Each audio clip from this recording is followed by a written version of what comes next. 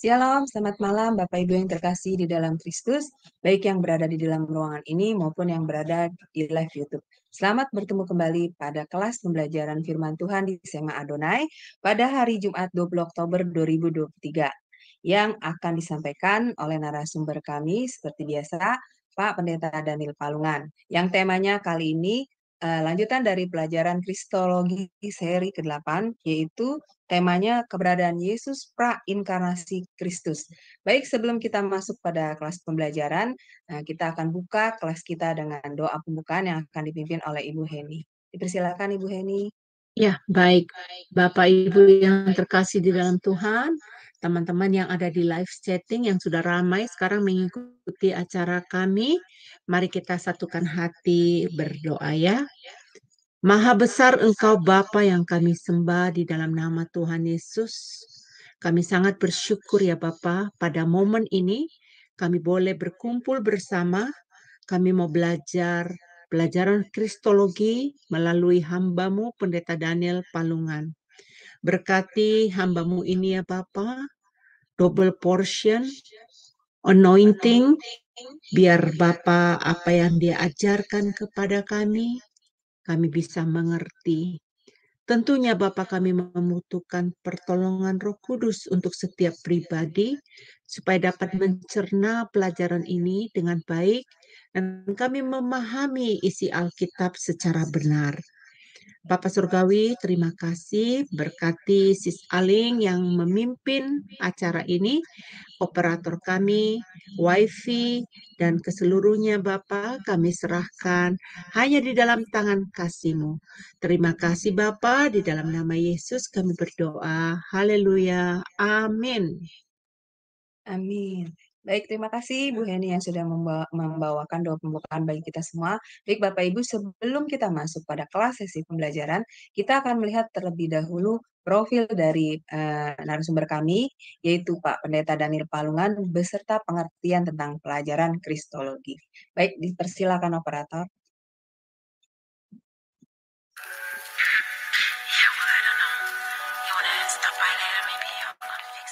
Salam semua, pada kesempatan yang berbahagia kali ini, Sema Adonai akan memperkenalkan pengajar kita, yakni Bapak Pendeta Daniel Palungan. Dan berikut adalah paparan singkat dari beliau. Bapak Pendeta Daniel Palungan, Emis MTH Demin, lahir di Tanah Toraja 10 Februari tahun 1960. Pendidikan Teologi, PGAK Seminari Betel, Jakarta, mulai tahun 1981 hingga tahun 1984. FTTII Jakarta, Teologia, mulai dari tahun 1996 hingga tahun 2000. FTTII Jakarta, S2 Misiologi, dari mulai tahun 2000 hingga tahun 2002. FTT Antioquia, TCIST, S2 Sistematik Teologi, dari mulai tahun 2001 hingga tahun 2003. FTT Berkat di Ministry tahun 2002 hingga tahun 2004. Pelayanan Gembala GBI Jemaat Sola Gracia Ciledug, Tangerang. Ketua Bidang Teologia GBI Wilayah 6 DPD Banten, mulai tahun 2015 hingga tahun 2023. Pendiri dan Ketua STT Shalom Nusantara, mulai tahun 2001 hingga tahun 2013. Pendiri dan terlibat di BCO sejak tahun 2021. Gembala di Sema Adonai Ibadah Online. Karya penulis buku Kingdom Speaker. Pedoman praktis menggali Alkitab, Kingdom Citizen. Salam saudara-saudara yang terkasih di dalam Tuhan. Oleh kemurahan Tuhan, kita telah menyelesaikan satu seri pelajaran kita tentang soteriologi, dan sekarang kita akan masuk di dalam satu pembahasan materi baru, yaitu doktrin Kristologi.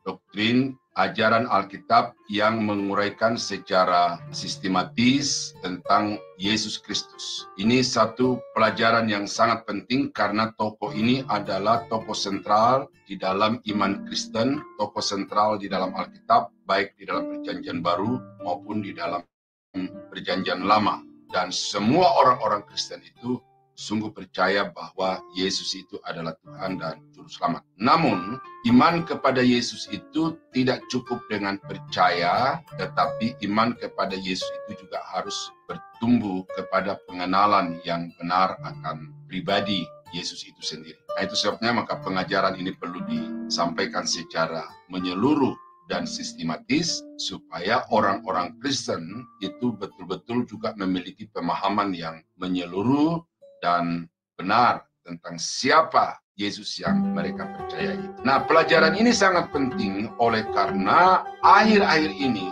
tetapi ini bukan sesuatu yang baru. Ya, dari sejak bapak-bapak gereja sampai hari-hari ini, pertentangan-pertentangan tentang Kristus itu juga senantiasa ada.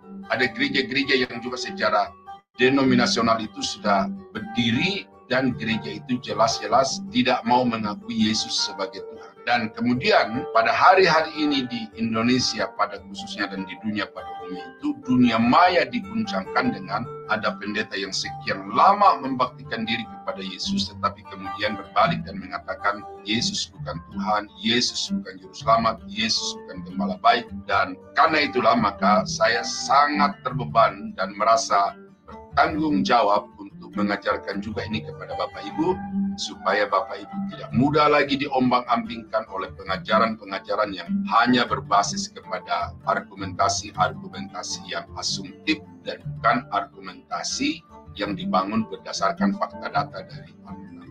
Ya, saya harapkan Bapak Ibu tidak hanya mau menjadi orang Kristen yang percaya, tetapi juga menjadi orang Kristen yang dewasa di dalam iman itu dengan memiliki pengetahuan-pengetahuan yang alkitabiah, komprehensif tentang pokok-pokok iman. Dan salah satu pokok iman yang akan kita bahas dalam perkuliahan ini adalah doktrin tentang Yesus sebagai Tuhan dan Juru Selamat. Ya, akan ada banyak pergumulan-pergumulan tentu, tetapi saya berharap dan saya akan berusaha dengan sekuat tenaga untuk mencoba menyampaikan kepada Bapak Ibu ayat-ayat Alkitab yang katakan tentang Yesus itu sebagaimana yang dimaksud oleh Alkitab itu dan oleh para penulis. Saya mengharapkan supaya Bapak Ibu mengikuti sesi demi sesi yang kemudian pada akhirnya saudara akan mengambil satu kesimpulan yang tepat bahwa Yesus itu adalah Tuhan dan Yesus itu adalah Juru Selamat. Nah, kiranya Tuhan Yesus menolong saudara, memberikan kesehatan, memberikan waktu, dan memberikan niat yang baik untuk dapat mengikuti pelajaran ini dari awal sampai pada akhirnya. Tuhan Yesus memberkati. Baik, terima kasih kepada operator yang sudah menayangkan profil dari Pak Pendeta Daniel Palungan beserta pengertian tentang pelajaran Kristologi. Jadi Bapak Ibu sekalian, penting sekali kita belajar tentang pelajaran ini ya, supaya kita mempunyai pengertian yang benar tentang Yesus Kristus, sehingga tidak mudah disesatkan oleh pengajaran-pengajaran yang tidak berdasarkan Alkitabiah. Baik, sebelum kita mulai pada kelas pembelajaran kita, saya akan menyapa terlebih dahulu narasumber kita. Shalom, selamat malam Pak Daniel. Selamat malam Bu Adeling, selamat malam teman-teman semua, puji Tuhan. Bagaimana Pak kabarnya? Sehat selalu ya Pak? Sehat, tetap semangat. Amin, amin, iya betul, tetap semangat dalam pelayanannya Pak. Oke, waktu dan tempat akan saya serahkan pada Pak Daniel. Jadi silakan Pak Daniel. Amin.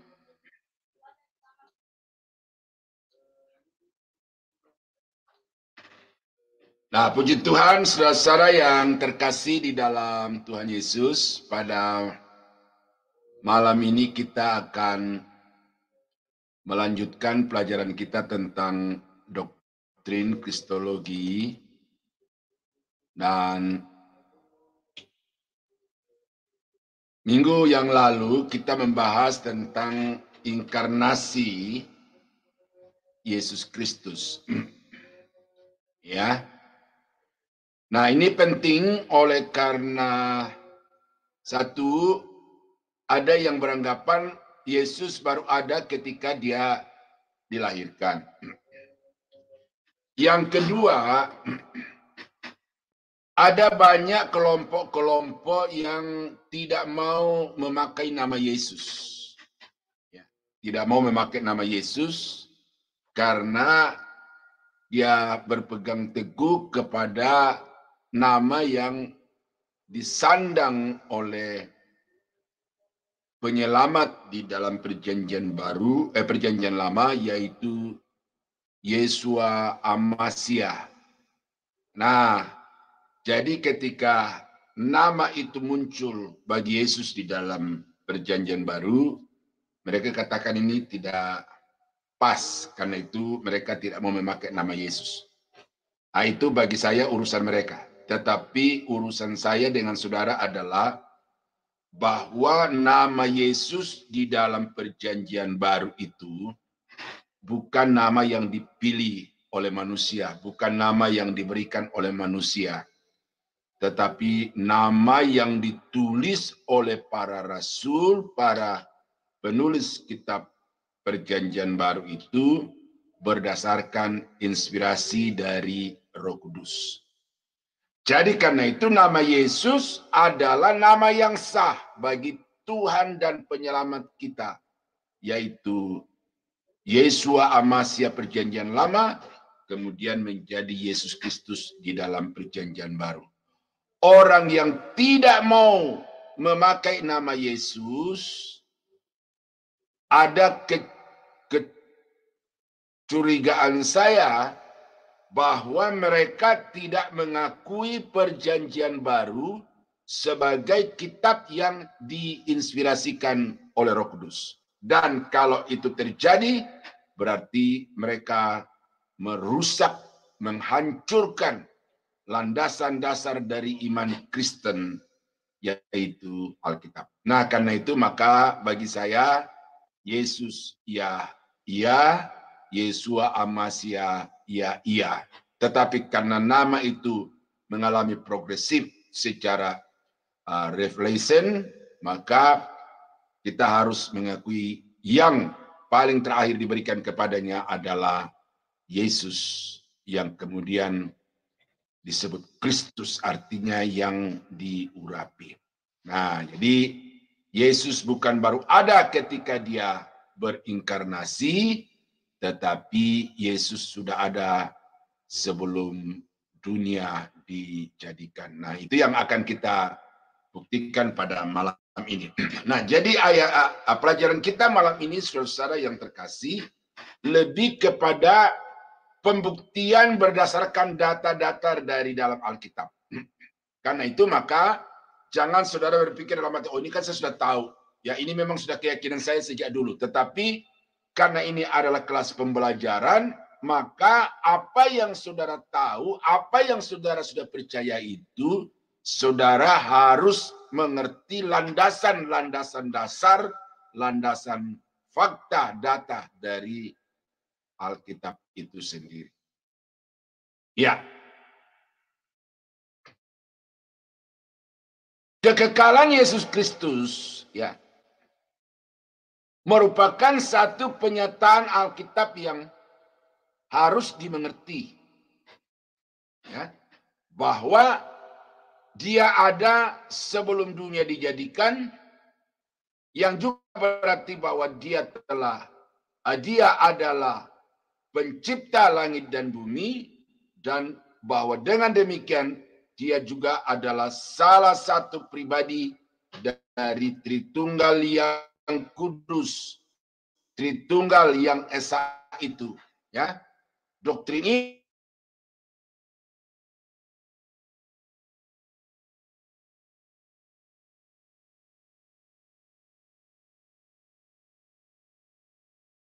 pun 5, ya, saya itu ada pemikiran-pemikiran yang sedang berkembang, tetapi sampai pada konsili Nisea itu bapak-bapak gereja sudah final bahwa Allah yang disembah oleh gereja adalah Allah Bapa, Allah Anak, dan Allah Roh Kudus.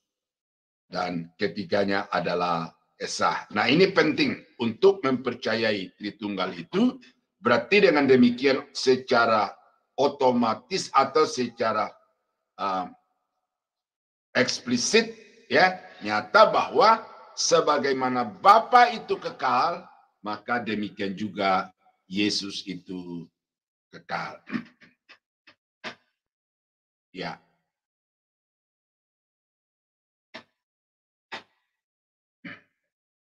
Nah, di dalam Yohanes pasal 1 ayat 1, ini perlu kita baca ayat ini.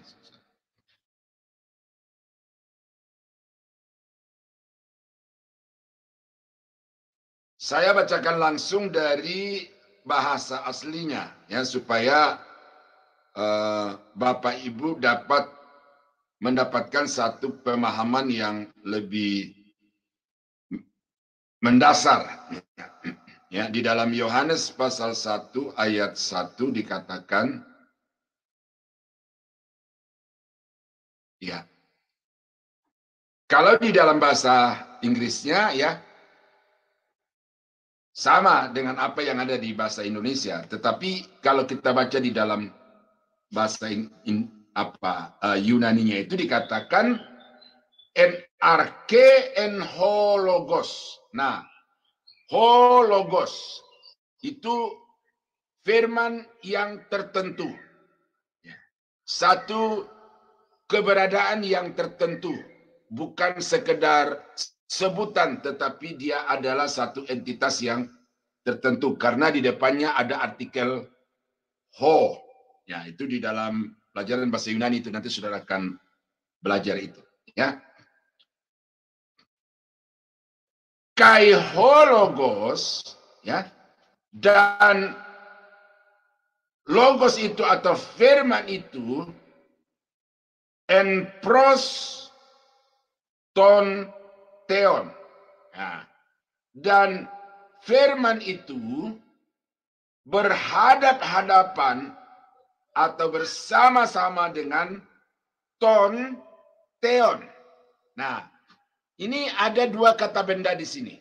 Satu dengan kasus nominatif yaitu hologos, dan satu yang berkasus akusatif. Ya, jangan saudara bingung ini karena ini di dalam pelajaran bahasa Yunani gitu ada kasus kalau untuk kata benda. Nah, dua-duanya pakai artikel. Satu itu adalah hologos, dan yang kedua itu adalah ton theon. Kalau ton theon ini dirubah kasusnya menjadi kasus nominatif menjadi hotheos. Hotheos itu. Tapi karena di dalam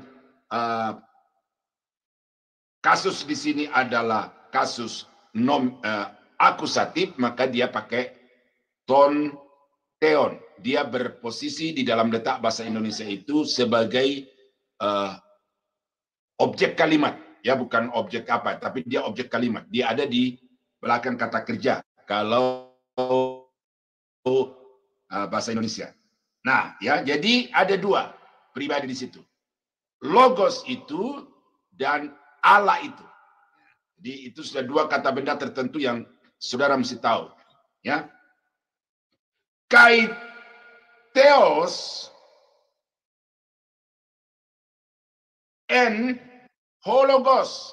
Nah, kata theos yang kedua di situ tidak pakai artikel. Ya, tidak pakai artikel, berarti dia bukan kata benda tertentu, bukan kata benda yang bisa berdiri sendiri, tetapi itu menjelaskan hologos. Jadi Allah itu, Allah adalah firman itu. Kalau mengenai kalimat yang saya baca di sini, Allah, karena dia pakai kata theos, berarti dia harus ditaruh di bagian awal. Allah adalah firman itu. Kalau di dalam terjemahan salinan yang lain dikatakan en hologos theon. Nah, ini yang menjadi permasalahan dari saksi Yehova, yang kemudian mereka katakan bahwa logos itu adalah suatu Allah. Ya, suatu Allah karena tidak pakai artikel yang theonnya itu. Nah, jadi saudara, sebenarnya theon yang tidak pakai artikel itu menjelaskan siapa Logos itu, bahwa Logos itu adalah Allah. Nah, jadi pada mulanya Firman itu bersama-sama dengan Allah. Firman itu berhadap-hadapan dengan Allah. Dan firman itu adalah Allah. Nah, jadi Yohanes 1 ayat 1 ini saudara menunjukkan kepada kita tentang Yesus itu di dalam dua sisi atau dua aspek. Yang pertama adalah aspek waktunya. Bahwa pada mulanya, sejak awal, firman itu sudah ada bersama-sama dengan Allah itu. Jadi di dalam kekekalan sudah ada dua pribadi menurut Yohanes pasal 1 ayat 1. Yaitu Logos itu dan firman itu. Berarti di sini penulis Injil Yohanes mau menekankan bahwa Yesus itu adalah firman itu adalah pribadi yang kekal. Logos itu adalah pribadi yang kekal, bukan sesuatu yang kemudian daripada Theos, tetapi Logos itu sudah ada bersama-sama dengan Allah sejak pada mulanya. Ya, itu saya mau tekankan ini kepada saudara-saudara supaya saudara bisa langsung eliminasi dari pikiran bahwa Yesus itu diciptakan. Karena kalau Yesus itu diciptakan oleh Theos, maka tidak boleh ada kata enarche. Harusnya enarche ho Theos. Begitu saja. Tetapi justru dikatakan enarche ho Logos. Pada mulanya firman. Firman itu bersama-sama dengan Allah. Nah, kemudian aspek yang kedua atau sisi yang kedua yang mau dinyatakan oleh Yohanes 1 ayat 1 ini tentang Yesus adalah bahwa Logos itu tidak lain adalah Allah itu sendiri. Jadi dia bukan satu Allah yang merupakan entitas atau keberadaan yang lebih rendah daripada Allah, yaitu Theos. Tetapi penulis Injil Yohanes mengatakan bahwa Logos itu ya Allah itu. Berarti sebagaimana Theos itu Allah, demikian juga Logos itu adalah Allah. Berarti di situ menekankan tentang kesetaraan. Ya, kesetaraan antara Logos dan Theos. Nah, saya kira itu untuk Yohanes 1 ayat 1. Saya harap di situ saudara sudah tidak bingung lagi. Ya. Nah, di dalam ayat yang ke-15 dikatakan, saya baca Yohanes 1 ayat yang ke-15.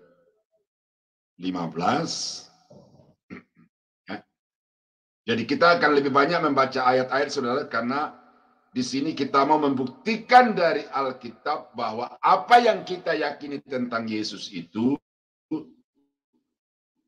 bukan hanya sekedar keyakinan dan pendapat, tetapi ini merupakan pernyataan dari Alkitab itu sendiri. Nah,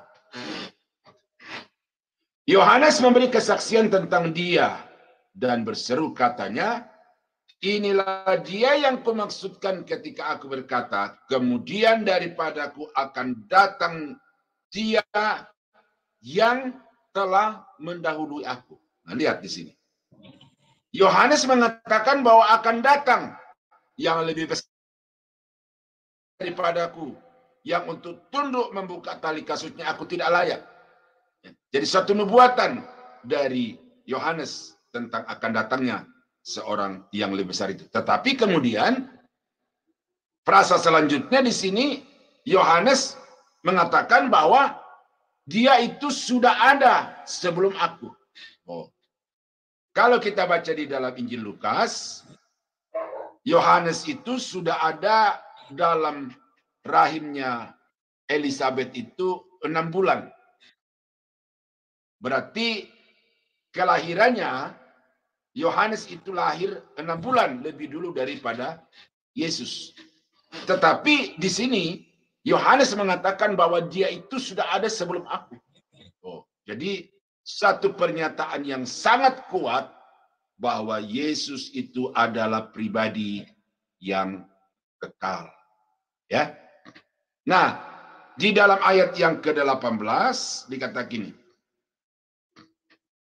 Tak seorang pun yang pernah melihat Allah, tetapi anak tunggal Allah yang ada di pangkuan Bapa, dialah yang menyatakannya. Nah, ini ada sesuatu yang sangat penting di sini, saudara-saudara, bahwa pada waktu itu Yesus sudah ada di bumi. Sudah hampir memasuki usia 30 tahun karena sudah siap untuk masuk di dalam era pelayanannya. Ya. Tetapi dikatakan bahwa pribadi yang sama itu ada di pangkuan Bapa. Saudara bisa melihat. Pada satu sisi dia ada di dunia ini yang sedang di sounding atau diproklamirkan oleh Yohanes, ya, karena sudah ada. Tetapi pada saat yang sama oleh penulis Injil Yohanes dikatakan bahwa dia ada di pangkuan Bapa. Bagaimana mungkin ini? Satu sisi dia ada di bumi, tetapi pada tempat yang lain dia ada di pangkuan Bapa. Nah, jadi di sini tersirat dengan nyata bahwa Yesus itu adalah pribadi yang bisa hadir pada waktu yang bersamaan di dua tempat. Bisa hadir di dua tempat pada waktu yang bersamaan. Berarti kalau kita bicara tentang sifat-sifat Allah, ini menyatakan tentang kemahahadiran Allah. Ya, dia ada di surga dan dia ada di bumi. Nah, jadi itu keterangan Injil Yohanes 1, ya, ayat 1:15 dan juga ayat yang ke-18, ya. Kalau ayat 30 ini sama dengan ayat yang ke-15, saudara. Ya. Nah, di dalam Yohanes pasal 3 ayat yang ke-13, tidak ada seorang pun yang telah naik ke surga selain dari Dia yang telah turun dari surga, yaitu Anak Manusia. Jadi, Yesus itu sebelum dia naik ke surga, menurut Yohanes 3 ayat 13 ini, dia telah turun dari surga. Berarti Yesus itu berasal dari surga. Dan banyak ayat di dalam Alkitab yang mengatakan bahwa Yesus bukan dari dunia, tetapi dari surga. Bukan dari bumi, tetapi dari atas. Nah, ini menandakan apa? Saudara-saudara, sekali lagi di sini, penulis Injil Yohanes mau mengatakan bahwa dia adalah pribadi yang kekal karena dia sudah ada di dalam surga sebelum dia turun ke dalam dunia, dan dia sudah ada bahkan sebelum dunia dijadikan. Saya baca kalimat ini, ya. Pernyataan tentang Allah itu mustahil karena tak seorang pun dapat menyatakannya kecuali Yesus yang mengungkapkannya, yang mengungkapkan keadaan Allah. Nah, ini salah satu tujuan dari inkarnasi yang saya sudah bahas beberapa waktu yang lalu itu, bahwa salah satu tujuan inkarnasi adalah Yesus mau menyatakan atau mau memperlihatkan Allah yang transenden itu kepada manusia. Hanya yang asal-usulnya dari surga, yaitu Anak Manusia, hanya dia yang naik ke surga. Jadi tidak ada satu pribadi pun yang telah naik ke surga selain dia yang telah turun dari surga. Karena itu ada bertahun-tahun atau mungkin berpuluh-puluh tahun yang lamanya, ya, beberapa tahun yang lalu itu gereja-gereja di Indonesia digoncang juga dengan adanya pendeta yang naik turun surga, ya, bahkan bukan hanya naik turun surga, tetapi dia juga kadang-kadang traveling ke neraka. Tetapi Alkitab di sini jelas mengatakan bahwa hanya dia yang telah turun dari surga itu yang telah naik ke surga. Jadi tidak ada pribadi yang telah atau yang bisa naik ke surga kecuali Yesus yang turun dari surga. Nah, dari telah turun beralih ke yang ada di dalam surga pada waktu dia sedang berbicara dengan Nikodemus. Nah, ini mengulangi Yohanes 1 ayat 18 tadi itu. Bahwa pada waktu itu Yesus sedang bercakap-cakap dengan Nikodemus, muka dengan muka, tetapi pada saat yang bersamaan pribadi itu juga ada di dalam surga, ya. Suatu bukti kemahahadirannya yang tak terbatas oleh ruang dan waktu. Nah, itu ya kalimat ini. Hampir di seluruh buku Yohanes atau Injil Yohanes ini dinyatakan tentang sifat-sifat keilahian Yesus Kristus. Ya, Yohanes 1 ayat 1 berbicara tentang kekekalannya. Yohanes 1:15 ya, itu berbicara tentang kekekalannya. Yohanes 1 ayat 14 berbicara tentang kemuliaan kemanusiaannya, ya, kemanusiaannya di sini karena dikatakan firman itu telah menjadi manusia. Firman itu telah menjadi daging, ya. Jadi ini berbicara tentang kemanusiaannya. Ya. Sementara di dalam Yohanes 1 ayat yang ke-48 berbicara tentang kemahatauan. Ya. Ini coba saya bacakan ayat ini.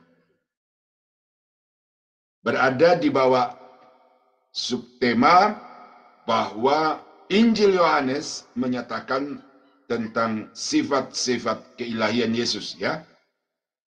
Nah, Yohanes 1 ayat 48 dikatakan, kata Natanael kepadanya, bagaimana engkau mengenal aku? Kan waktu itu Yesus sudah memanggil beberapa murid. Lalu sekarang dia dengan muridnya itu ada di satu tempat, lalu tiba-tiba Natanael ini diajak untuk datang juga bersama-sama dengan Yesus. Dan apa yang terjadi dengan Natanael sebelum dia datang kepada Yesus itu, proses-prosesnya untuk dia datang kepada Yesus itu dikatakan di sini, jawab Yesus kepadanya, sebelum Filipus memanggil engkau, aku telah melihat engkau di bawah pohon ara. Oh, jadi ini suatu pernyataan yang membingungkan Natanael. Ya, bagaimana mungkin engkau tahu padahal waktu Filipus itu mendekati saya, meyakinkan saya dan mengajak saya datang kepadamu, itu Yesus engkau tidak kelihatan sama sekali. Bagaimana engkau bisa tahu bahwa engkau telah melihat aku ketika aku di bawah pohon ara dipanggil oleh Filipus itu? Nah, ayat ini jelas menunjukkan kepada kita bahwa Yesus yang kita sembah itu adalah Yesus yang Maha Tahu. Kemahahikmatannya juga dinyatakan di dalam pasal 2:26. Pasal 13 ayat 1 berbicara tentang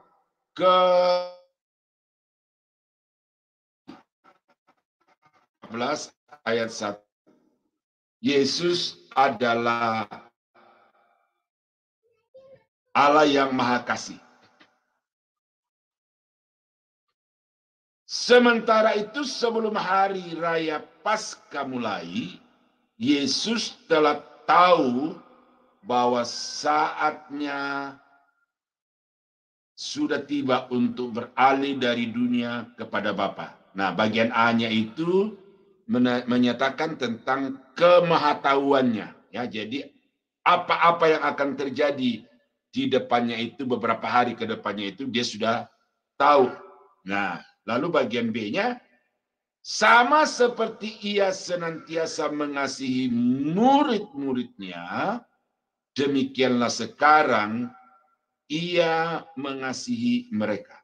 Nah, jadi dulu atau beberapa tahun yang lalu atau selama 3,5 tahun yang lalu itu dia mengasihi murid-muridnya. Sekarang ya, pada saat menjelang hari perayaan Paskah itu dia tetap mengasihi murid-muridnya, dan dia juga akan mengasihi mereka sampai kepada kesudahannya. Berarti Yesus itu kasihnya tidak terbatas oleh waktu.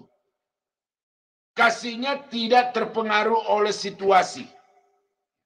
Walaupun kita baca di dalam pasal 6 bahwa ketika Yesus menjelaskan secara terang-terangan kepada apa yang akan terjadi di dalam kehidupannya, itu murid-muridnya meninggalkan dia oleh karena menurut mereka perkataan Yesus itu adalah perkataan yang keras.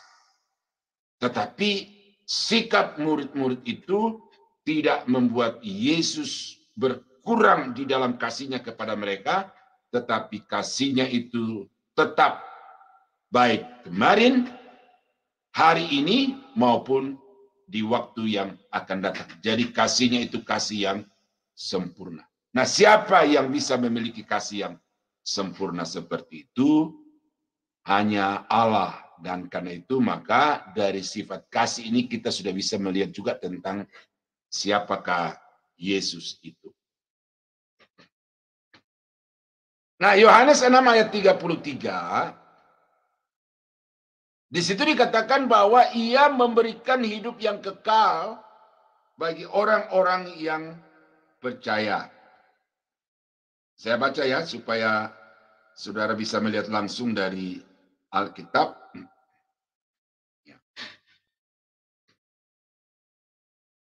Karena roti yang dari Allah ialah roti yang turun dari surga dan yang memberi hidup kepada dunia. Nah, ini Yesus menganalogikan dirinya dengan mana, ya, roti mana yang dimakan oleh nenek moyang bangsa Israel selama 40 tahun pengembaraan dari Mesir ke tanah Kanaan itu. Dan Yesus berkata, akulah roti hidup, roti yang turun dari surga.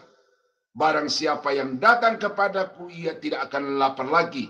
Dan barang siapa percaya kepadaku, ia tidak akan haus lagi. Jadi sangat jelas di sini saudara bahwa Yesus itu adalah pemberi hidup. Ya, pemberi hidup. Coba kita baca dulu di ayat yang ke-58. Ya.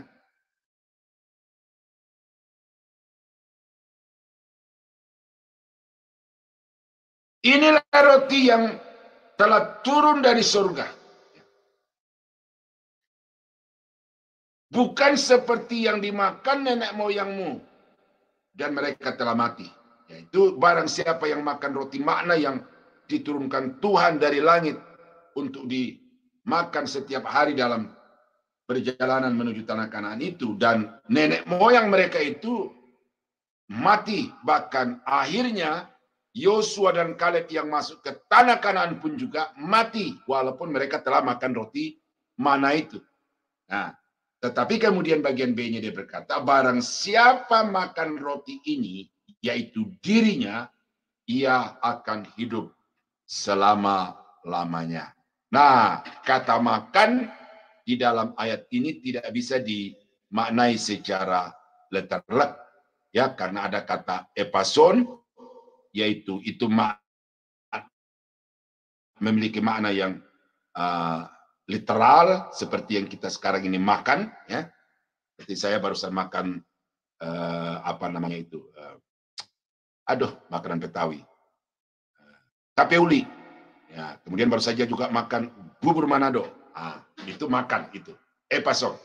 Tetapi ada juga kata trogo, ini bahasa Yunani, yang tidak sekedar makan, tetapi memiliki makna yang lebih tinggi daripada makan itu. Nah, inilah yang dimaksud oleh Yesus, bahwa barang siapa yang makan dagingku, ia akan hidup selama-lamanya.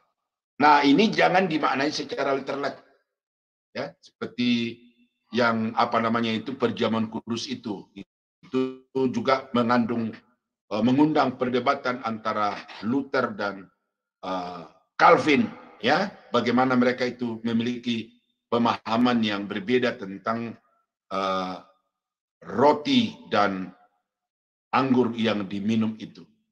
Mereka memaknai itu secara literal, tetapi Yesus sama sekali tidak pernah bermaksud bahwa dagingnya itu akan dimakan, darahnya akan dimakan. Tetapi yang dimaksudkan di dalam ayat itu adalah barang siapa yang percaya tentang Yesus yang turun dari surga, kemudian dia mati dan bangkit kembali untuk menjadi juru selamat manusia, maka dia itulah yang akan memperoleh hidup yang kekal. Nah, jadi saudara, karena itu saudara mesti ambil satu sikap bahwa saya harus percaya, saya harus menerima Yesus sebagai Tuhan dan Juru Selamat. Ini mengenai ini saya sudah bahas tuntas dan panjang lebar di buku saya Kingdom Citizen itu. Ya, karena itu berbicara tentang doktrin keselamatan, dan kalau saudara mau paham itu lebih detail, maka beli buku itu. Ya, masih ada bukunya dan siap untuk dikirim kalau saudara berminat. Nah, jadi itu saudara, arti kata barang siapa makan roti ini artinya siapa yang percaya kepada Yesus, itulah yang akan memperoleh hidup yang kekal. Nah, di dalam Yohanes 6 ayat 60 dikatakan menimbulkan ketegangan di antara murid-murid itu karena sungguh pernyataannya sulit untuk dimengerti. Murid-murid atau orang-orang yang berbondong-bondong datang kepada Yesus, kalau sudah baca ayat-ayat di atasnya itu begitu antusias, ya. Tetapi mereka mencari Yesus secara antusias itu oleh karena apa? Karena dikatakan mereka telah makan roti dan kenyang. Bukan karena telah melihat tanda dan percaya, tetapi makan roti dan kenyang. Karena itu Yesus mau mengarahkan iman mereka itu jangan lagi kepada hal-hal yang semata-mata jasmani dan duniawi, tetapi mari beralih kepada hal-hal yang rohani, hal-hal yang surgawi yang berdampak kepada hidup yang kekal, yaitu percayalah kepada Yesus sebagai Tuhan dan Juru Selamat, karena Dia adalah satu-satunya yang dapat memberi jaminan keselamatan itu. Ya, jadi menimbulkan kebingungan. Ya, bukan karena membingungkan perkataan Yesus itu, tetapi karena murid-murid itu memiliki satu pemikiran yang hanya satu sisi, satu arah, dan sama sekali tidak pernah mau mencoba melihat Yesus itu dari sisi yang lain dan pengajarannya itu dari sisi kerohanian. Nah, Yohanes pasal 7 ayat 5, di situ dilaporkan bahwa jangankan orang lain, saudaranya sendiri pun juga tidak percaya bahwa Yesus itu adalah Tuhan. Jadi tidak heran kalau dikatakan banyak murid-murid yang meninggalkan Yesus, karena ya memang apa yang Yesus katakan itu agak susah untuk dinalar, tidak masuk di akal. Nah, demikian juga dengan saudara-saudaranya. Saya bacakan ini, Yohanes pasal 8 ayat yang ke-23.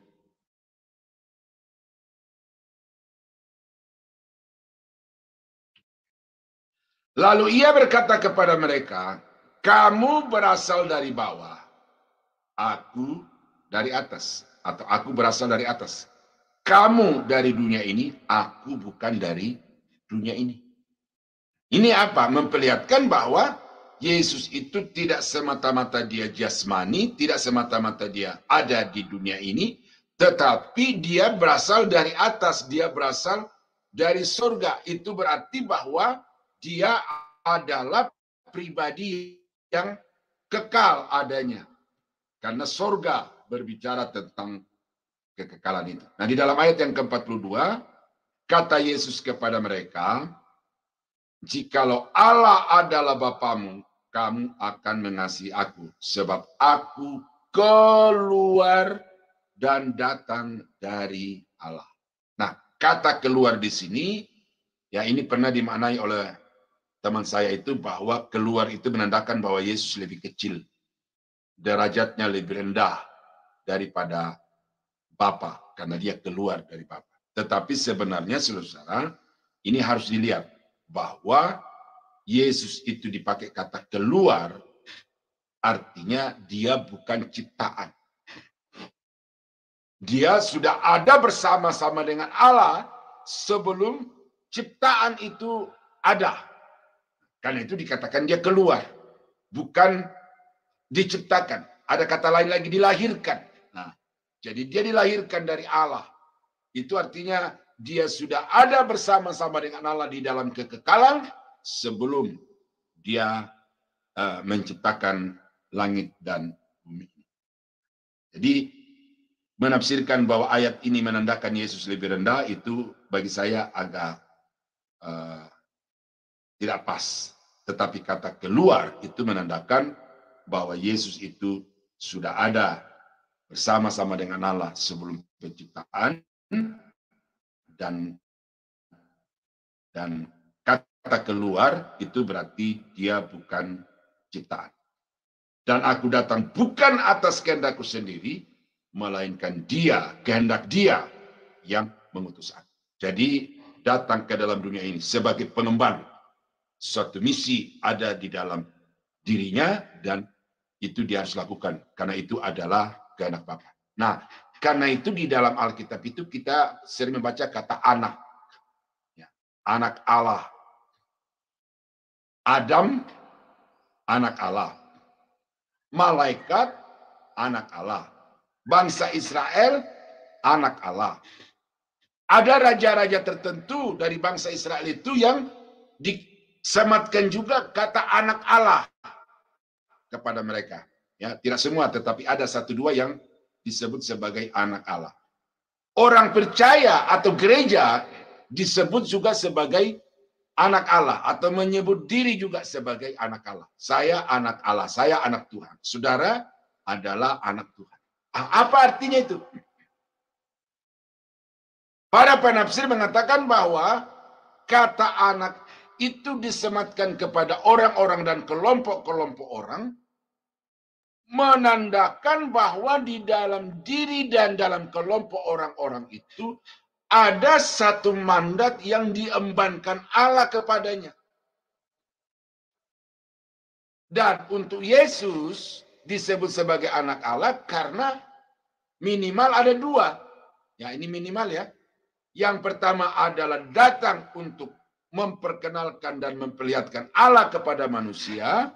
Dan yang kedua itu adalah datang untuk menjadi juru selamat bagi semua orang-orang berdosa. Nah, karena itu anak Allah bukan berarti kemudian dia dilahirkan ada bapak, ada ibunya. Lalu kata Habib Rizik, siapa bidannya? Ya, bukan itu. Tetapi anak Allah artinya dia mengemban satu misi khusus dari Bapa untuk dunia dan orang-orang berdosa itu.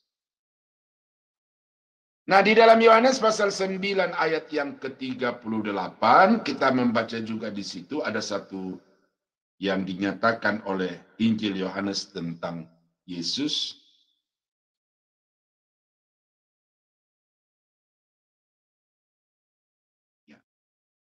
Katanya, aku percaya Tuhan. Lalu ia sujud menyembah. Ini adalah orang lumpuh yang sejak lahir itu. Dan sudah 38 tahun kalau tidak salah lumpuh tidak bisa berjalan, pekerjaannya hanya duduk di halaman Bait Allah untuk menengadakan tangan, ya, lalu mengharapkan pemberian dari orang-orang yang datang untuk memberi sedekah. Ketika dia bertemu dengan Yesus, dia sembuhkan orang itu. Nah, sekarang ketika dia dimintai pertanggungjawaban, siapa yang menyembuhkan engkau itu, maka kemudian dia mengatakan di sini ketika Yesus bertemu langsung sesudah dia keluar dari Bait Allah itu, ya, ayat yang ke 36 supaya lengkap kalimatnya. Atau saya baca 35. Yesus mendengar bahwa ia telah diusir keluar oleh mereka.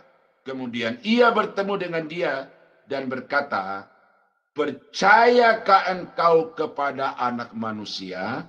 Ya, ini karena dia saking semangatnya dia masuk ke dalam Bait Allah itu dengan tepik sorak dan kemudian menimbulkan kegaduhan secara audio dan juga situasi di dalam Bait Allah itu. Lalu kemudian orang-orang yang sedang beribadah di dalam Bait Allah itu mengusir dia keluar. Nah, ketika dia ketemu Yesus di luar, Yesus bertanya, percayakah engkau kepada Anak Manusia? Jawabnya, siapakah dia Tuhan, supaya aku percaya kepadanya? Kata Yesus kepadanya, engkau bukan saja melihat dia, tetapi dia yang sedang berkata-kata dengan engkau, dialah itu. Ya, ya, siapakah Tuhan itu? Menurut orang lumpuh yang disembuhkan itu. Tapi Yesus berkata, engkau sekarang bukan hanya melihat dia, tetapi engkau sedang berkata-kata dengan dia, dan dialah itu, Tuhan itu. Nah, ayat yang ke-38, respon atau pengakuan iman dari si lumpuh yang disembuhkan ini, katanya, aku percaya Tuhan. Ya, aku percaya, kemudian koma, lalu ada kata Tuhan. Aku percaya bahwa engkaulah Tuhan. Nah, ini bukan hanya pengakuan, tetapi kemudian sikap juga dikatakan, lalu ia sujud menyembahnya. Nah, jadi saudara-saudara kita melihat di situ bagaimana Yohanes ini memang menekankan tentang ketuhanan Yesus, dan ini satu bukti dari seorang yang mengalami penyakit yang sudah bertahun-tahun itu kemudian disembuhkan. Sekarang dia memberi pengakuan bahwa ia itu adalah Tuhan. Nah, di dalam Yohanes pasal 17 ayat yang kelima, ya, saya baca ayat ini. Ini doa Tuhan Yesus ya, tetapi saya cuplik di ayat yang kelima berkata, oleh sebab itu ya Bapa, permuliakanlah aku padamu sendiri dengan kemuliaan yang kumiliki di hadirat-Mu sebelum dunia ada. Oh. Jadi ketika Yesus berinkarnasi datang ke dalam dunia ini, dia secara sukarela membatasi manifestasi keilahiannya. Atau dikatakan di dalam Filipi pasal 2, mengosongkan dirinya. Ya. Walaupun dia adalah Allah dalam rupa Allah, tetapi demi karya penyelamatan maka dia menambahkan kepada dirinya sifat-sifat kemanusiaan dan kemudian dengan rela membatasi manifestasi kemuliaannya. Nah, sekarang setelah dia menyelesaikan tugas misi penyelamatan itu, dia berkata, Bapa, kembalikanlah kepadaku kemuliaan yang telah kumiliki di hadirat-Mu sebelum dunia ada. Nah, apa ini? Kembali lagi di Yohanes 17 ayat 5 di sini, perlihatkan kepada kita tentang Yesus sebagai Tuhan yang maha mulia setara dengan Bapa di dalam kemuliaan. Yang kedua, dari ayat ini kita melihat bahwa Yesus itu sudah ada sebelum dunia diciptakan. Itu jelas dari Yohanes 17 ayat 5. Ya. Jadi ayat ini menekankan tentang Yesus itu secara luar biasa, dan saya harap ya kepercayaan saudara selama ini itu jangan mau bergeser lagi. Ya. Sekalipun yang menjelaskan ini kepada saudara adalah pendeta desa, pendeta kecil, pendeta yang tidak diperhitungkan, saya mau tegaskan jangan sampai saudara tergoda lagi atau jangan digoyahkan lagi hanya oleh karena saudara mendapatkan pengajaran dari pendeta-pendeta yang kaliber nasional bahkan internasional. Ya, jangan. Karena apa yang saya katakan kepada saudara ini bukan dari pikiran saya, tetapi apa yang Alkitab katakan. Saya hanya memberi komentar sana sini untuk lebih mempertegas, lebih memperjelas kepada Bapak Ibu. Ya, Yesus itu mulia, maha mulia, ya, dan Yesus itu kekal adanya. Ya. Saya sudah katakan bahwa sesuatu yang tidak maha itu tidak layak untuk disebut sebagai Allah. Karena Allah itu hanya yang maha mulia, hanya yang maha agung, hanya yang maha suci, hanya yang maha adil, hanya yang maha tahu, hanya yang maha adil. Nah, kalau dia tidak maha, maka itu tidak layak untuk disebut sebagai Allah. Nah, karena itu di sini Yesus berkata, Bapa, permuliakanlah aku kepadamu atau padamu dan berikanlah aku kemuliaan yang telah ku tinggalkan sementara ketika aku menjadi manusia. Nah, ini ada sedikit pengembangannya dari segi doa. Ini guru saya dulu mengatakan ini, ya. Dari segi doa ada 3 implikasi di sini yang perlu untuk saudara ketahui. Ya, ini karena saudara juga sedang bergumul menghadapi masalah persoalan, maka dari doa Tuhan Yesus ini kita belajar 3 hal. Penghiburan bagi murid-muridnya yang kecewa karena direndahkan. Ternyata Yesus itu direndahkan, bahkan disamakan dengan orang yang terkutuk. Ya, karena dikatakan di dalam Alkitab bahwa orang yang mati di salib itu adalah orang yang terkutuk. Bukan hanya karena penjahat biasa, tetapi dia orang yang terkutuk oleh Tuhan. Tetapi ternyata pandangan manusia itu tidak merendahkan sama sekali Yesus. Ya, dia kembali kepada kemuliaan. Jadi karena itu saudara-saudara, jangan tawar hati, jangan kecewa meninggalkan Tuhan hanya karena saudara tidak dipandang, tidak dihormati, tidak diagung-agungkan seperti orang-orang lain. Ya, ada yang mengatakan kalau dia lewat, maka kalau dia datang, maka digelar karpet merah untuk dia lewati. Nah, itu orang lain terserah. Tetapi saudara dan saya, kalaupun dihinakan, jangan sekali-sekali tawar hati, karena kemuliaan Tuhan sediakan bagi saudara dan saya seperti Yesus. Nah, yang kedua implikasi daripada doa Tuhan Yesus itu adalah pengajaran bagi kita bahwa bagi Allah penderitaan adalah jalan kemuliaan. Manusia mencari kemuliaan dengan saling berinjak-injakan untuk mencapai yang tertinggi. Karena itu ada yang kemudian merendahkan, menghinakan orang lain untuk mengangkat derajat martabat dirinya. Itu cara dunia. Tetapi jalur yang ditempuh oleh Allah untuk mencapai kemuliaan adalah jalan menurun. Merendahkan hati di hadapan Tuhan. Karena itu rendahkanlah hatimu di hadapan Tuhan, maka dia akan meninggikan engkau pada waktunya. Itu ada ayat yang berkata seperti itu. Allah menentang orang yang congkak, tetapi mengasihani orang yang rendah hati. Jadi jalan menuju kemuliaan di dalam skenario Allah adalah orang-orang itu harus belajar untuk merendahkan hati, merendahkan diri di hadapan Tuhan. Nah, ini yang kadang-kadang kita tidak siap, saudara, ya.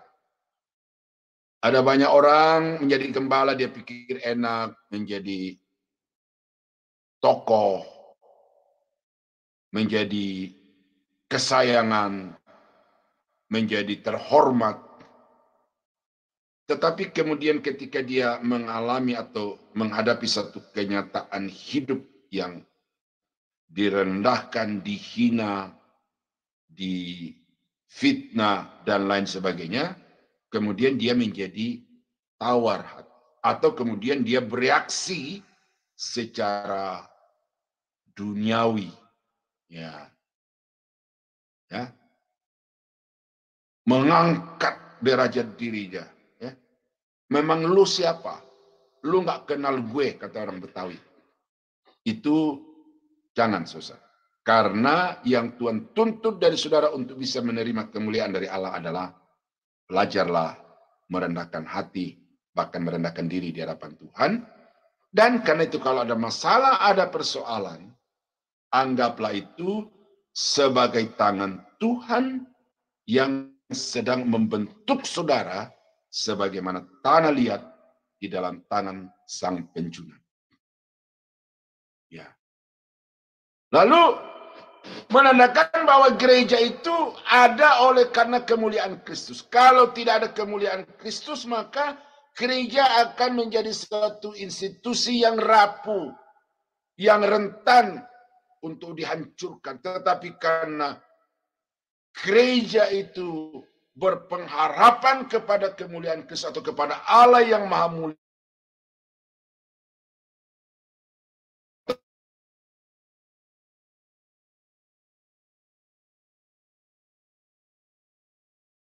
dan di atas muka bumi sebagai tubuh Kristus, kumpulan orang-orang yang percaya kepada Yesus, bukan gedung.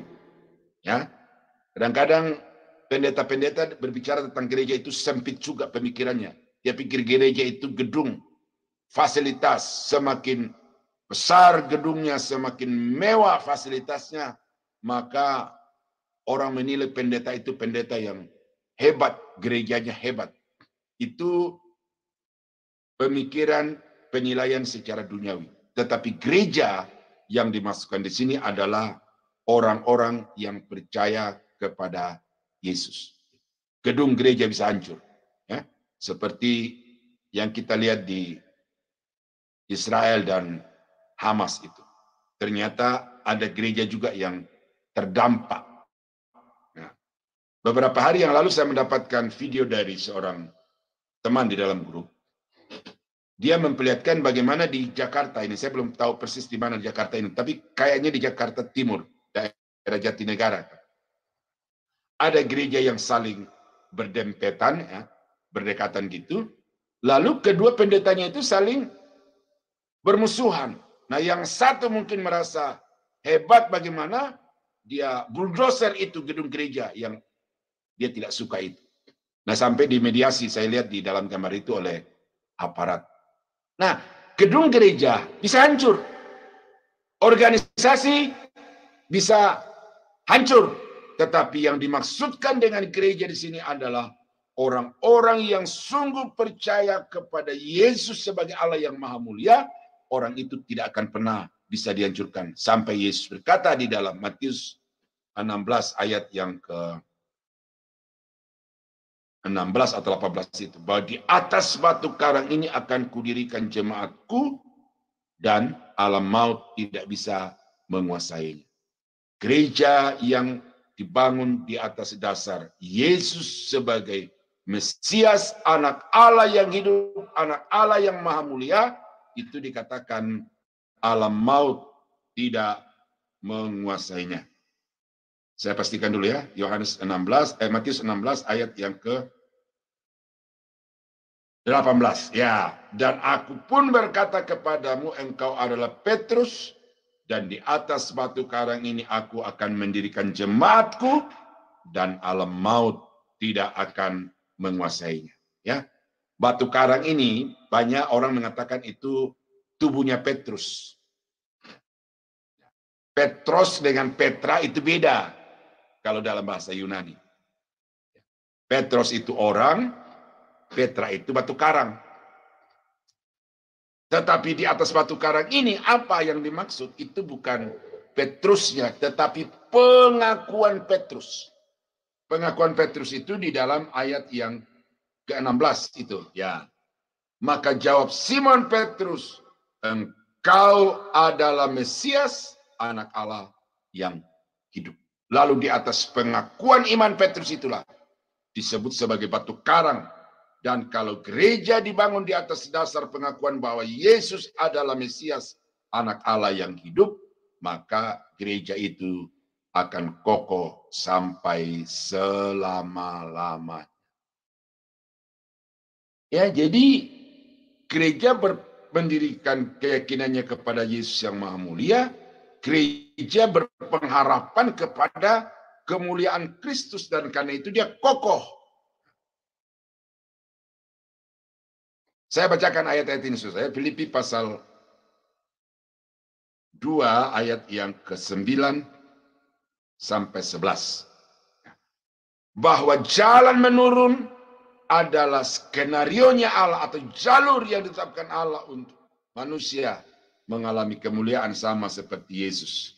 Dikatakan dalam ayat 9, itulah sebabnya Allah sangat meninggikan dia dan mengaruniakan kepadanya nama di atas segala nama, supaya dalam nama Yesus bertekuk lutut segala yang ada di langit dan yang ada di atas bumi dan yang ada di bawah bumi, dan segala lidah mengaku Yesus Kristus adalah Tuhan bagi kemuliaan Allah Bapa.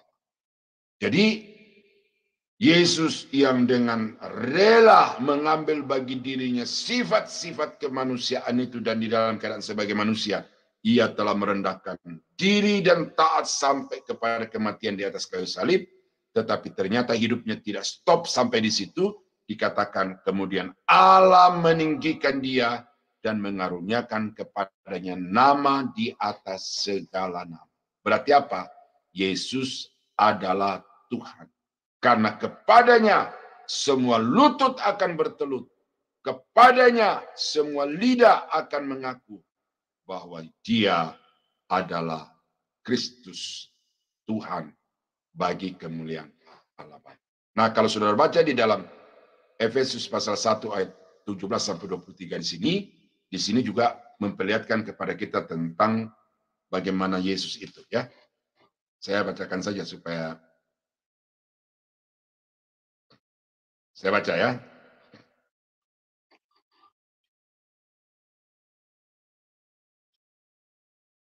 Ini doa Paulus, ya, doa Paulus.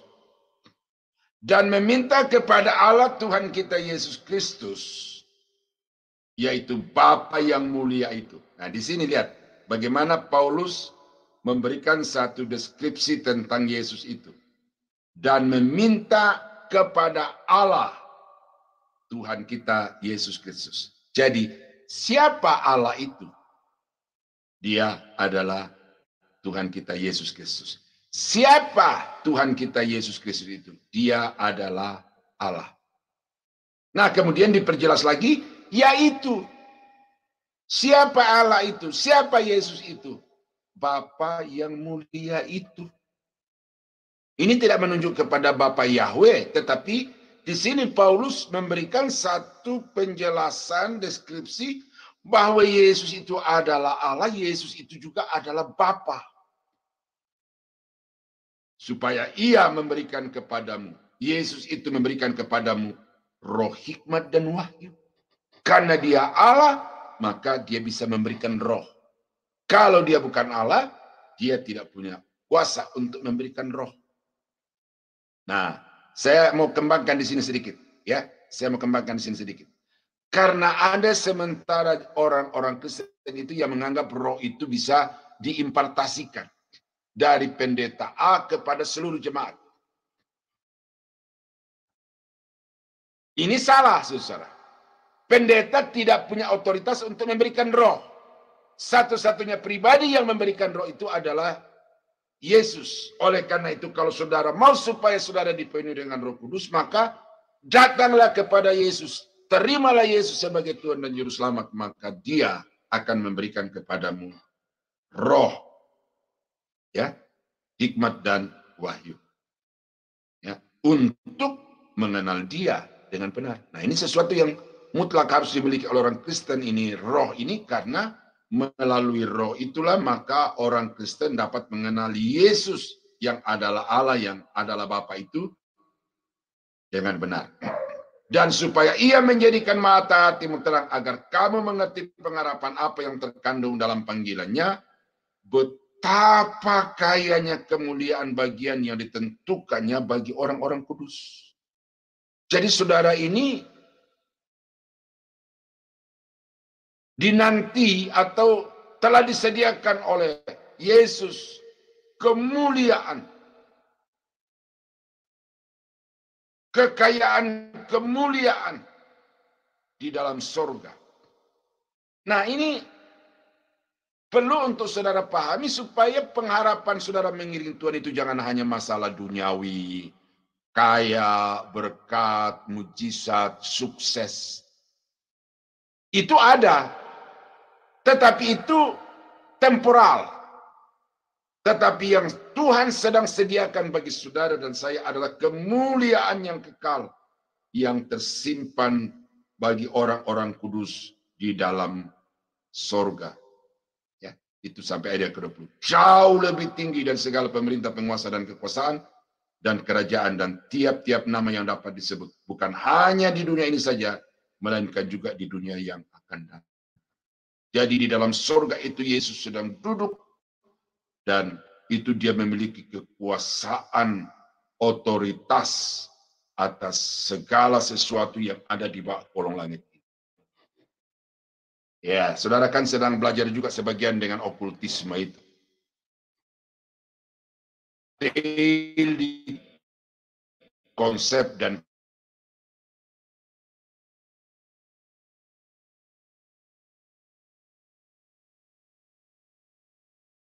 detail itu cukup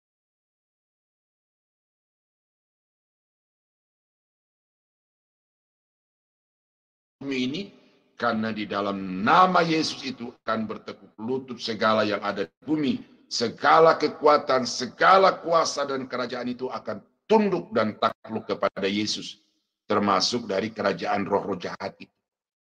Jadi nggak usah mikir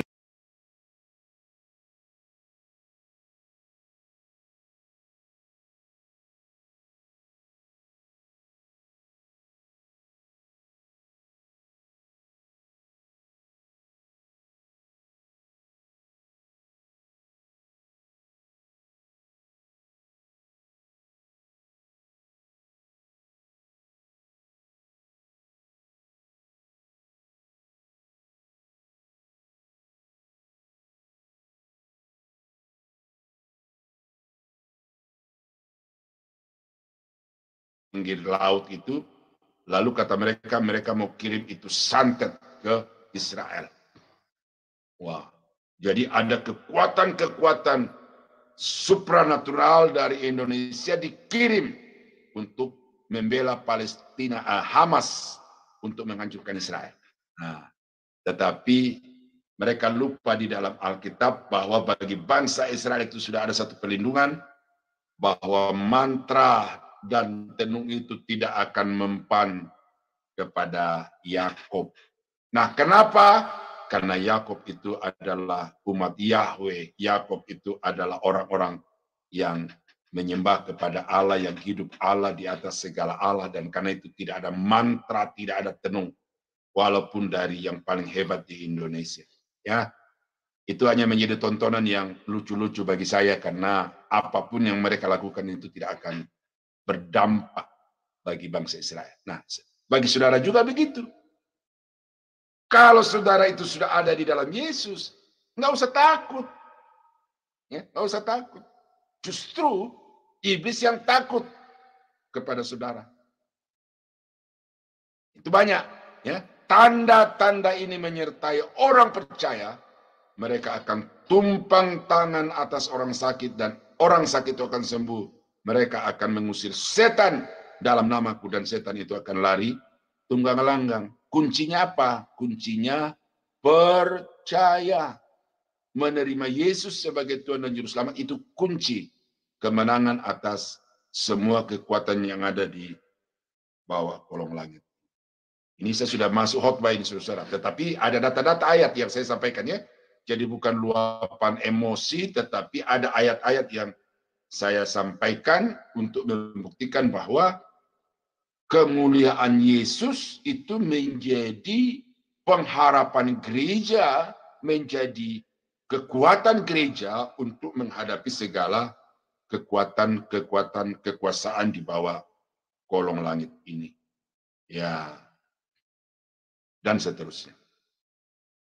Nah, kalau saudara baca di dalam Efesus pasal 1, ya, itu jelas di situ. Baik Bapa, Anak, dan Roh Kudus itu sudah bekerja bersama-sama. Dan dari kekal, sejak kekal atau sebelum dunia dijadikan, kata Paulus di dalam Efesus itu, Yesus itu sudah ditetapkan untuk menjadi penebus bagi orang-orang berdosa. Berarti sejak kekekalan, sejak dalam kekekalan, Yesus itu sudah mengemban satu tugas yang harus dan hanya Dia yang bisa melakukan, yaitu menjadi penebus orang-orang berdosa. Berarti dari Efesus ini juga kita bisa melihat saudara bahwa Dia adalah Allah yang kekal. Ya. Nah, tinggal 10 menit ya sebelum saya akhiri.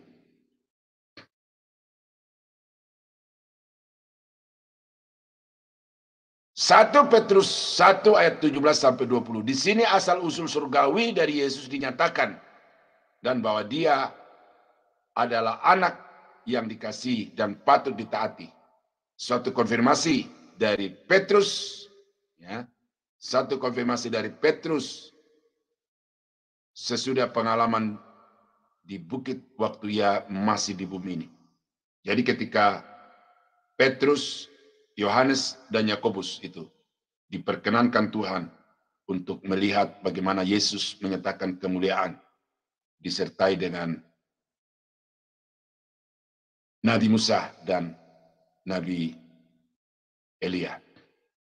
Nah, Ibrani ini juga ya, sudah nanti baca di rumah, ini juga berbicara tentang Yesus Kristus itu ya. Waktu saya S1, saya menulis skripsi dari Ibrani 1 ayat 1 sampai 3. Jadi hanya Ibrani 1 ayat 1 sampai 3 saja, saya bisa menulis skripsi lebih dari 70 halaman. Ya.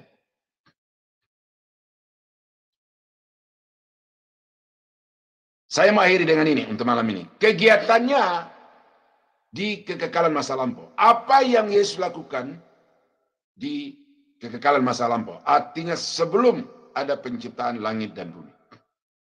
Nah, di dalam Yohanes 1 ayat 2 dan 3, saya bacakan ayat ini. Apa yang Yesus kerjakan?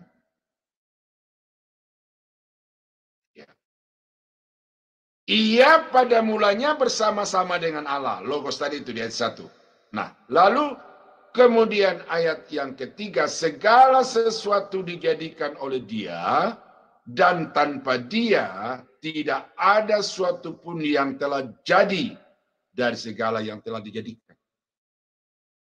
Jadi Dia pencipta.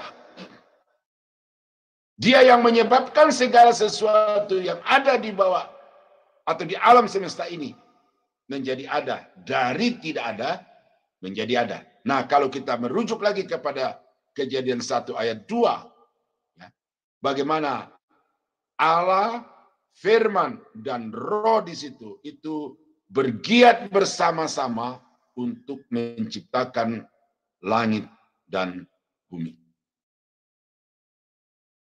Nah, karena itu maka Dia lebih utama. Nah, di dalam Kolose 1, 15 dan 17 ini menandakan menyatakan tentang keutamaan Kristus.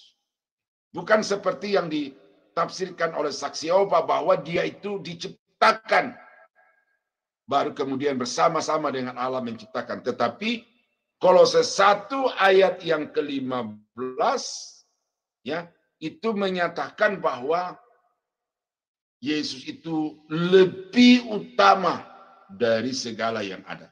Saya bacakan demikian.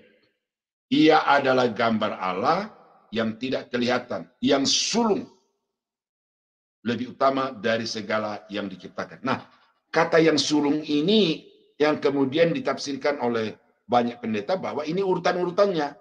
Allah ada, ya pada mulanya, kemudian Allah menciptakan Yesus sebagai yang sulung diciptakan, kemudian bersama-sama dengan Yesus dia menciptakan langit dan bumi.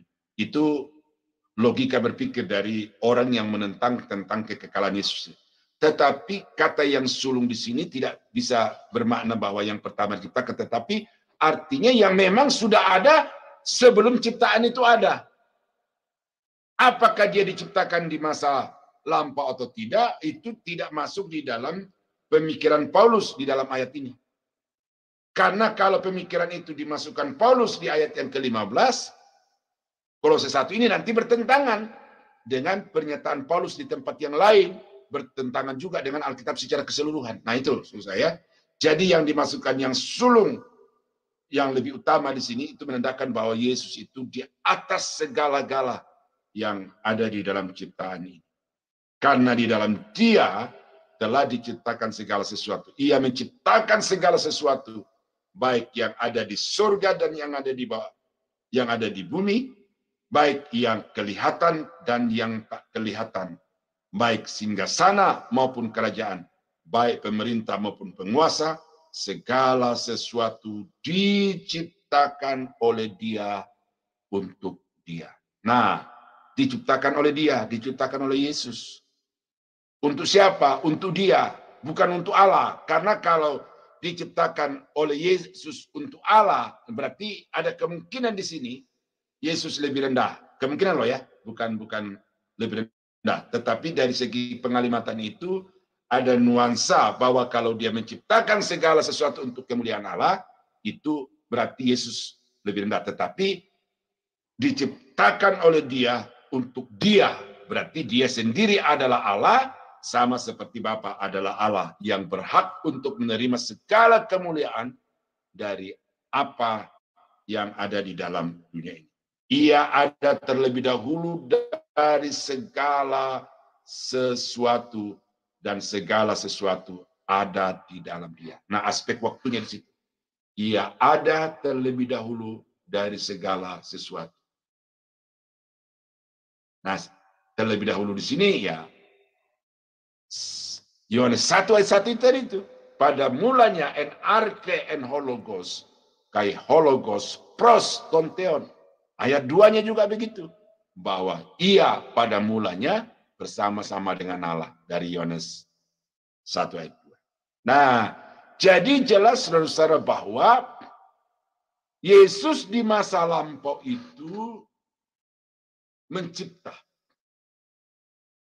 Yesus di masa lampau, kalau kita baca Efesus pasal 1 ayat 3 sampai 14, merancang apa-apa yang akan terjadi sesudah manusia jatuh dalam dosa. Karena itu maka tidak ada alasan untuk tidak berkata bahwa Yesus itu Tuhan. Kita harus berkata Yesus Tuhan. Dan kalau ada orang yang mengatakan bahwa Yesus bukan Tuhan, ya itu urusan dia. Tetapi saya dengan saudara pada hari ini berkepentingan, terutama saya berkepentingan kepada saudara untuk menyatakan bahwa saudara tidak punya alasan sedikit pun untuk mengatakan Yesus bukan Tuhan. Satu-satunya yang wajib untuk saudara katakan berdasarkan dengan data fakta yang telah disampaikan adalah Yesus adalah Tuhan yang maha mulia, yang kekal, yang maha tahu, yang menciptakan segala sesuatu dari tidak ada menjadi ada. Ya, saya kira itu saudara-saudara yang saya bisa paparkan tentang Yesus prainkarnasi, ya, keberadaannya dan juga pekerjaannya. Saya kembalikan kepada Ibu Aling untuk memandu selanjutnya. Saya kira di sini tidak terlalu banyak pertanyaan yang harus, karena ini hanya memperlihatkan kepada saudara data-data fakta dari Alkitab tentang siapa Yesus itu. Tuhan Yesus memberkati. Baik, terima kasih Pak Daniel untuk pemaparan materinya yang luar biasa malam ini. Ya, sebelum kita masuk pada sesi tanya jawab dan diskusi, saya akan terlebih dahulu membacakan Ibu Heni akan, tetapi sebelumnya bagi Bapak Ibu yang ingin bertanya, harap raise hand terlebih dahulu supaya kami bisa membuka mute dari Bapak Ibu semua. Ya, dipersilakan Bapak Ibu. Ya, Pak Daniel, mengenai materi malam ini, tadi ada ayat yang mengatakan bahwa oleh sebab itu Allah meninggikan dia. Dia ini berarti Yesus ya Pak, dari di atas nama segala nama. Yang dimaksud dengan ayat ini adalah ketika Yesus sebagai anak manusia itu telah melakukan tugas dan kehendak Bapa sampai akhir dengan taat ya Pak. Maka dia mendapat penghargaan, maksudnya dari Allah untuk dirinya nama atas segala nama ya. Yang dimaksud ayat itu begitu ya Pak Daniel. Ya, terima kasih. Ya, itu satu. Ketika saya mengemban tugas atau mandat yang diembankan kepadanya, maka seperti yang didoakan di dalam Yohanes pasal 17 ayat yang kelima itu, segala kemuliaan yang dikatakan ditinggalkan di dalam Filipi pasal 2 itu dikembalikan kepadanya, sehingga semua lutut, semua lidah itu akan menyembah dan mengakui Yesus sebagai Tuhan dan Juru Selamat. Ya, betul. Jadi karena dia mengosongkan diri itu hanya dalam kerangka menjadi penyelamat. Tetapi sesudah karya penyelamatan itu selesai, maka Bapa mengembalikan kepada posisi semula, yaitu seluruh atribut kealahannya itu dikenakan, dipakai secara full oleh Yesus. Nah, itulah kembali kepada kemuliaan. Itu betul apa yang Ibu katakan. Iya. Nah, ketika Yesus Kristus dia menjadi anak manusia, kan dia memiliki dua natur ya Pak ya, yaitu natur ilahi dan natur kemanusiaannya. Dan di situ di dalam hidup Yesus itu kan dia banyak memberi teladan ya Pak Daniel, bahwa dia bisa maksudnya mengalahkan segala apa namanya dosa-dosa kedagingan ya Pak Daniel ya. Nah, ketika itu kan ada yang mengatakan bahwa karena dia memiliki jelas saja dia bisa karena dia memiliki natur keilahiannya. Nah, ini bagaimana Pak Daniel penjelasannya ya? Itu satu argumen yang dibangun untuk membuka celah bahwa Yesus itu berpotensi untuk berbuat dosa. Ya, berpotensi untuk berbuat dosa. Tetapi itu harus ditepis bahwa di dalam kemanusiaan Yesus itu sendiri memang dari dalam dirinya ada satu kekuatan yang membuat dia untuk tidak bisa jatuh ke dalam dosa. Karena itu dikatakan dia belajar untuk menjadi taat dari apa yang ada di liritanya itu di dalam Ibrani. Saya lupa, salah Ibrani 5 itu. Jadi walaupun dia manusia, tetapi dia sama sekali tidak memberi ruang kepada godaan untuk masuk dan menguasai dia. Jadi terlepas bahwa dia adalah Allah, oke. Tetapi bahwa sebagai manusia sekalipun, itu di dalam dirinya memang ada tekad untuk tidak mau membiarkan diri dikuasai oleh dosa itu. Jadi karena itu dikatakan di dalam Petrus bahwa dia sama dengan kita di dalam segala hal, kecuali satu hal, yaitu di dalam hal berbuat dosa. Nah, jadi kata orang itu jangan dipegang untuk dijadikan sebagai satu argumentasi, karena itu sebenarnya adalah orang-orang yang mau mengatakan bahwa Yesus itu sebenarnya ini loh, berbuat dosa, bisa berbuat dosa. Tetapi karena dia menyatu dengan Allah. Nah, jadi Itu argumentasi yang tidak perlu dipertahankan apalagi dikembangkan. Saya kira itu, Bu. Iya, berarti dengan teladan hidup Yesus itu yang bahwa dia bisa dengan memiliki kekuatan di dalam dirinya untuk tidak tunduk kepada dosa ya Pak. Berarti Ya. menandakan bahwa kita ini sebagai umat Tuhan juga sebenarnya setelah Tuhan Yesus meninggalkan kita lalu bangkit, sebenarnya kita ini juga memiliki kekuatan itu ya Pak ya, yang diberikan oleh Allah kepada kita ya, kekuatan yang seperti Tuhan Yesus miliki ketika dia hidup untuk mengalahkan dosa. Iya benar Pak Daniel. Itulah roh Allah. Itulah roh Allah ya. Yang Yesus berkata kepada murid-muridnya, jangan kamu tinggalkan Yerusalem sampai kamu diperlengkapi dengan kekuatan dari tempat yang maha tinggi. Itulah roh Allah. Karena kamu akan menerima kuasa kalau Roh Kudus turun di atas kamu, ya kan? Nah, kata kuasa di dalam Kisah 1:8 itu dunamos. Kekuatan dinamit yang bisa menghancurkan seperti di bom yang sedang lagi meletus di Gaza itu kekuatan itu. Nah, kemudian di dalam Roma pasal 8 dikatakan bahwa dengan Roh Kudus itu kita bisa mematikan segala kedagingan di dalam hidup. Kalau kamu memberi diri dipimpin oleh Roh Kudus, maka kamu akan bisa mematikan segala kedagingan. Nah, cuma sekali lagi di situ ada satu kerelaan untuk berserah kepada Tuhan. Karena itu maka di dalam diri saudara ini ada dua kekuatan ini, kekuatan roh dan kekuatan daging ini. Mereka akan saling bersaing. Nah, bagaimana saudara memberi pilihan, nah itu menentukan. Jadi karena itu maka saudara harus betul-betul bijak untuk mengambil satu sikap ketika sedang menghadapi satu persoalan. Ya, seperti saya pendeta, di dalam profesi kependetaan juga ada banyak godaan. Ya, di dalam kehidupan sebagai suami juga menghadapi banyak godaan. Nah, kalau saya tidak bijaksana untuk memberi diri dipimpin oleh Roh Kudus, maka ya terkapar juga, ya terkapar ya. Seperti tadi itu contoh yang gereja dibuldoser oleh pendeta itu kenapa? Bukan menunjukkan kekuatan pendeta yang menghancurkan, justru di situ dia sedang menunjukkan kehancuran hidupnya secara spiritual. Dia tidak memberi dipimpin oleh Roh Kudus, tetapi memberi diri dipimpin, dikendalikan oleh hawa nafsu kedagingan. Nah, jadi di dalam diri saudara ada kekuatan. Kekuatan itu adalah roh, tetapi sekali lagi roh itu akan bekerja kalau saudara memberi dia keleluasan. Karena itu, jangan memadamkan roh, kata Paulus ya.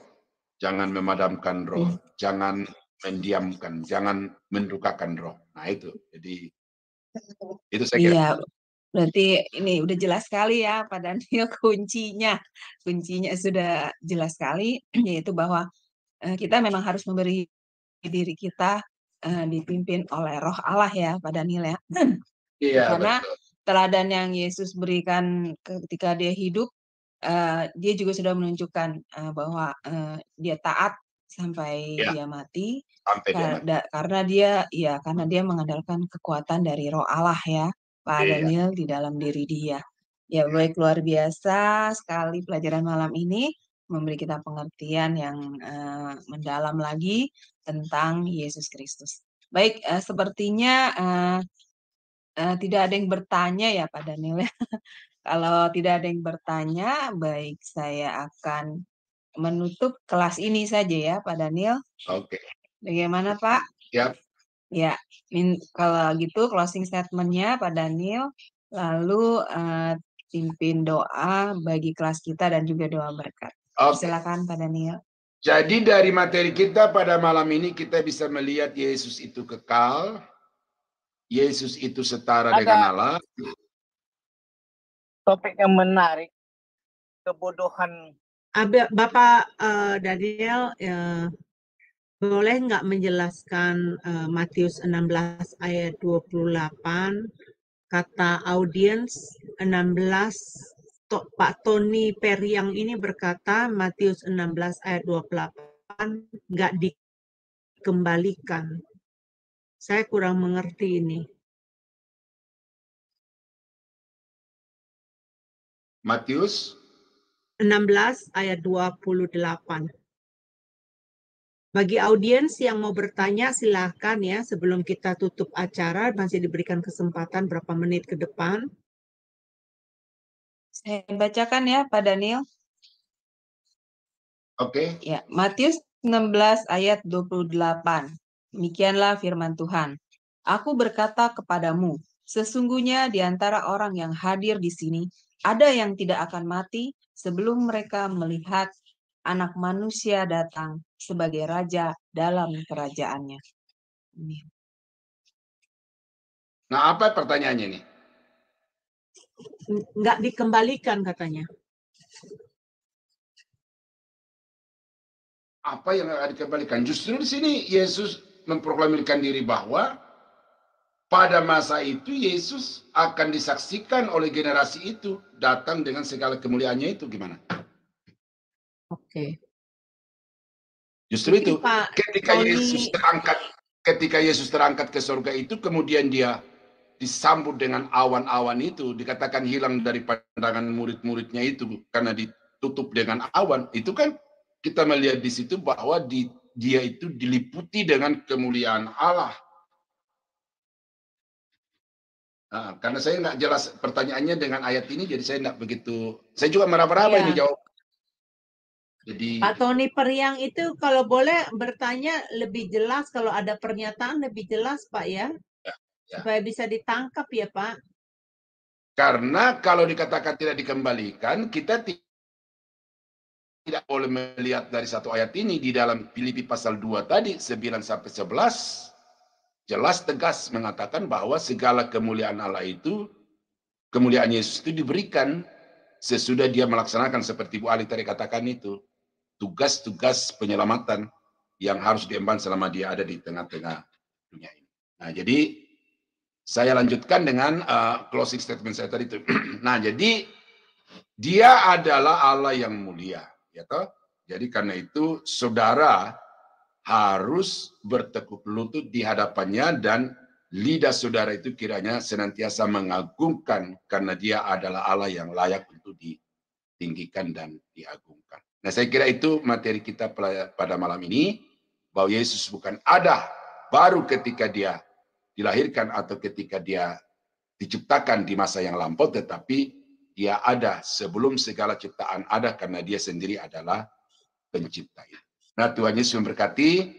Kalau ada keraguan-raguan mungkin nanti akan terjawab. Saya harap nanti terjawab di dalam sesi-sesi berikut karena kita masih akan belajar ya. Kita masuk tentang sifat-sifat Yesus. Kita belum bicara tentang bagaimana Yesus akan memerintah di bumi ini, bagaimana Yesus akan memerintah di langit baru, bumi baru.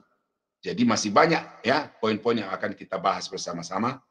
Karena itu kalaupun malam ini belum ada ketuntasan di dalam pemikiran dan pemahaman saudara, saya berharap ke depan ini akan semakin terang, semakin tuntas. Tuhan Yesus berkati, mari kita berdoa. Bapa di surga, terima kasih karena Tuhan sudah memberkati kami melalui kelas pada malam ini dan kami sudah mengetahui banyak fakta data tentang keimanan kami kepada Yesus bahwa Dia adalah Tuhan Raja segala raja, penguasa di langit dan bumi. Dan karena itu Bapa, kiranya dengan data-data yang sudah kami dapatkan pada malam ini, iman kami semakin diteguhkan. Langkah kami mengiring Tuhan itu semakin kokoh oleh karena sudah sangat jelas tujuan akhir hidup kami adalah kemuliaan bersama-sama dengan Yesus. Kasih Bapa, kami berdoa untuk channel Sema Adonai dan juga channel-channel yang lain yang merelay acara ini supaya Tuhan memberkati agar melalui channel-channel ini maka Injil Kerajaan Allah disebarluaskan kepada segala bangsa dan melalui channel ini ada banyak orang berdosa yang berpaling kepada Tuhan. Makasih Bapa, kami akhiri kelas pembelajaran pada malam ini di dalam nama Yesus Tuhan dan Juru Selamat kami. Haleluya. Dan saudara-saudara sidang jemaat yang dikasihi Tuhan, kiranya anugerah dari Allah Bapa di dalam surga, damai sejahtera dari Tuhan kita Yesus Kristus, serta persekutuan kuat kuasa Roh Kudus kiranya menyertai kita sekalian dari sekarang sampai selama-lamanya.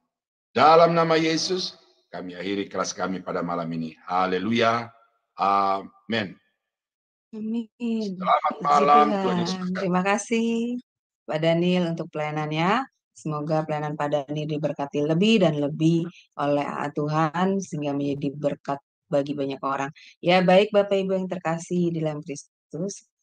Setelah kelas ini masih ada kelas lanjutan, yaitu kelas terakhir di Sema Adonai, yaitu materinya tentang sejarah penebusan. Jadi tetap stay ya, karena pelajaran ini juga bagus mengupas Alkitab secara detail. Baik, terima kasih Bapak Ibu yang terkasih. Tuhan berkati. Shalom, shalom, shalom.